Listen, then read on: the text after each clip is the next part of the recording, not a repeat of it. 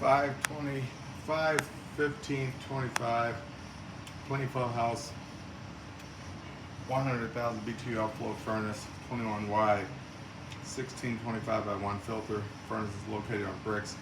Has an elbow in there. On it is the return trunk is 10 by 24. The elbow is 5 inches deep, 4-inch flue. We'll need to replace the angle stop for the humidifier. It has corrosion on it. No convenience outlet, just a toggle switch.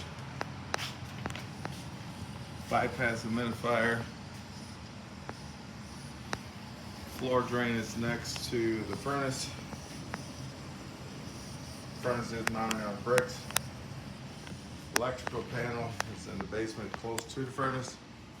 Square D panel, 30 amp breaker for the AC and 15 amp breaker for the furnace.